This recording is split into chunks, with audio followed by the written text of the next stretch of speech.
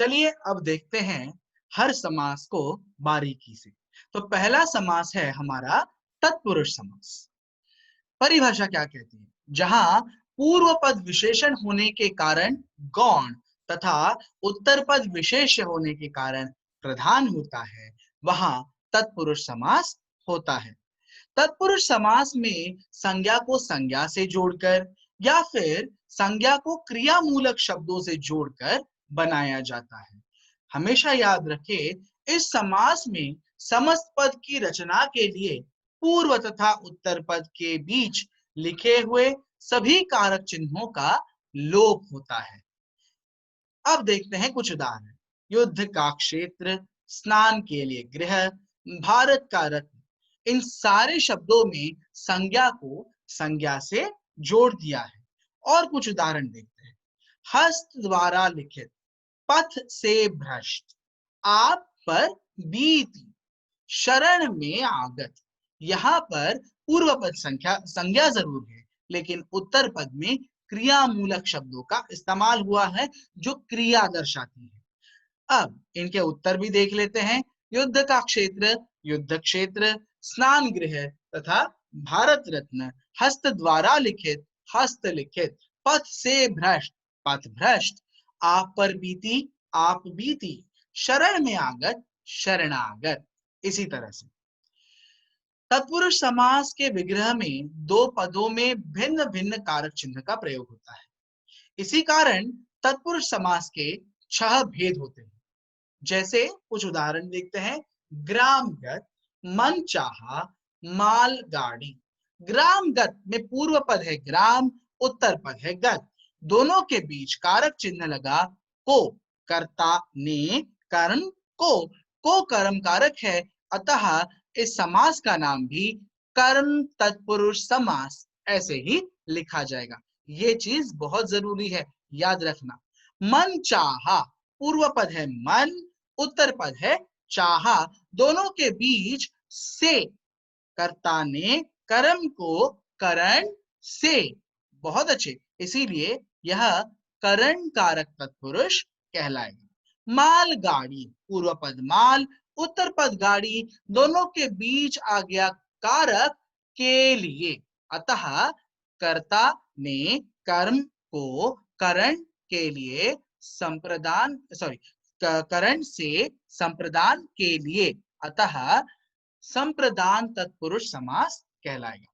सर्प भय, सूर्योदय तथा सिर दर्द, ये कुछ अगले उदाहरण हैं।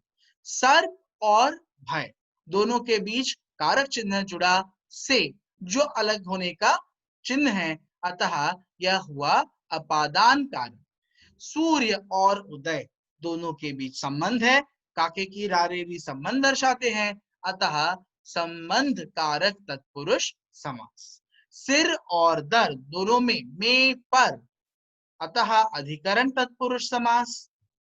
तत्पुरुष समास जिसमें पूर्व पद गौण तथा उत्तर पद प्रधान होता है, वह तत्पुरुष होता है।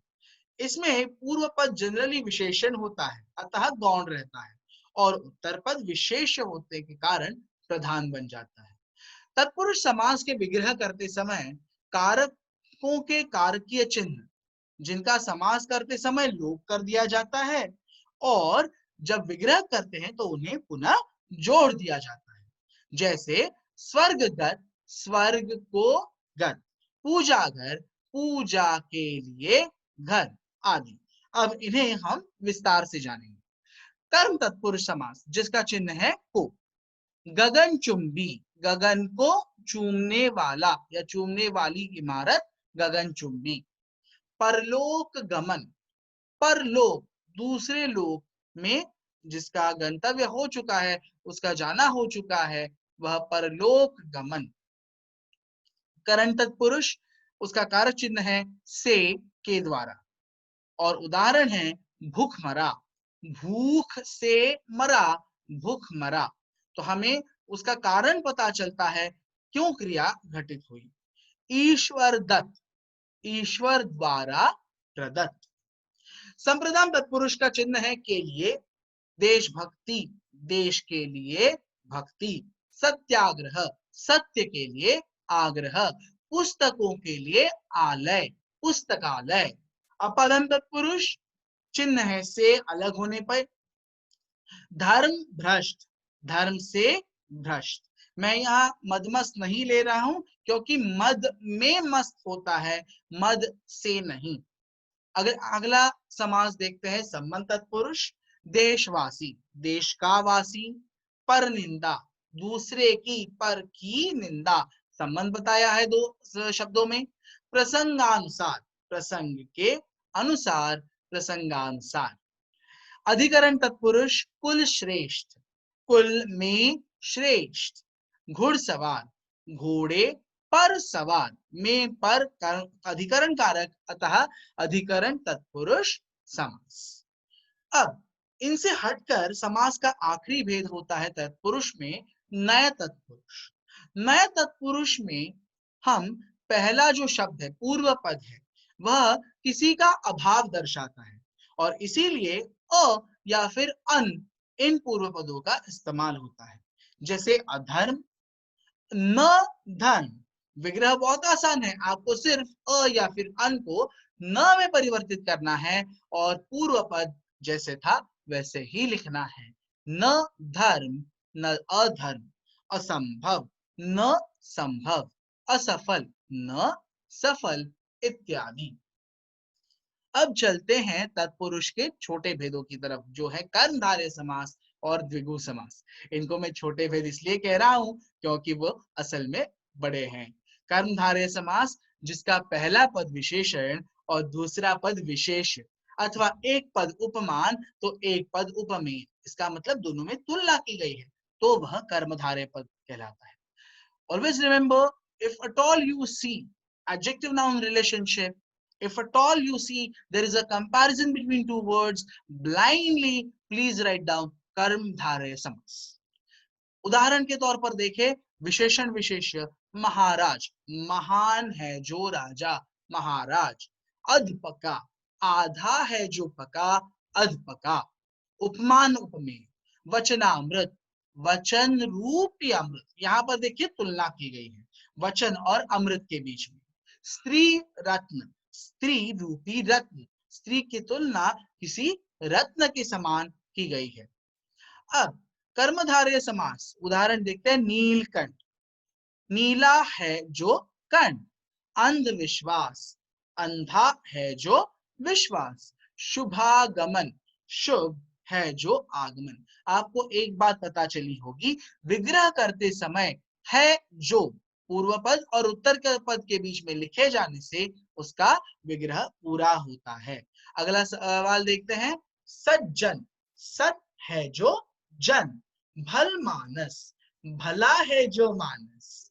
तथा श्वेतांबर, श्वेत यानी सफेद और अंबर यानी वस्त्र। श्वेत है जो वस्त्र, वे कहलाएंगे श्वेतांबर। अब महान है जो राजा, महाराजा। महानदी, महान है जो नदी। महाराष्ट्र, महान है जो राष्ट्र। महात्मा, महान है जो आत्मा। महाविद्यालय, महान है जो विद्यालय। महर्षि, महान है जो ऋषि। तथा महादेव, महान है जो देव, महादेव।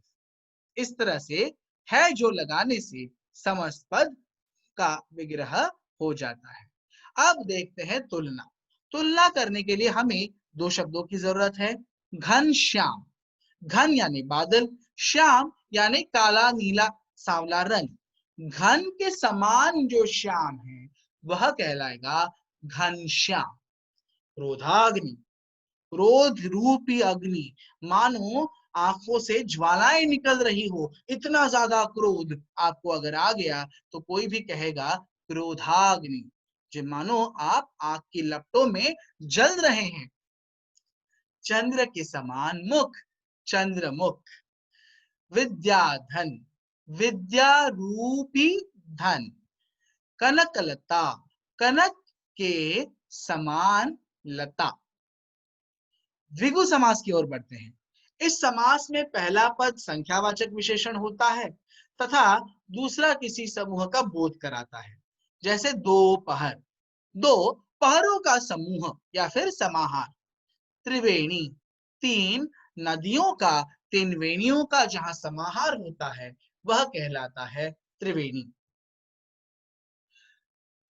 द्विगु समास परिभाषा से देखें तो जहां पूर्व पद संख्यावाचक विशेषण हो तथा उत्तर पद विशेष्य हो तो द्विगु समास कहलाता है।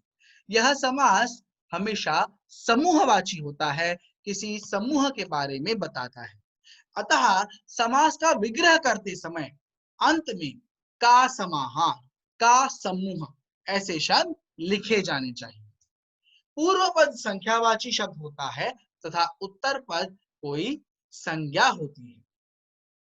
समस्पद का अर्थ, समूचे समस्पद का अर्थ किसी एक समूह के रूप में लिया जाता है। जिस तरह से अष्टाध्यायी, अष्ट संज्ञा है, अध्याय भी संज्ञा है, इसीलिए संज्ञा का विग्रह करते समय 8 अध्यायों का समूह इस तरह से लिखा जाएगा। चवन्नी, 4 आनों का समूह। पंचतंत्र, 5 तंत्रों का समूह या फिर समाहार। नवग्रह, 9 ग्रहों का समाहार। सप्ताह, 7 दिनों का समूह। नवरत्न, 9 रत्नों का समूह नवरत्न। बहुव्रीहि समास हम अगले कक्षा में पढ़ेंगे।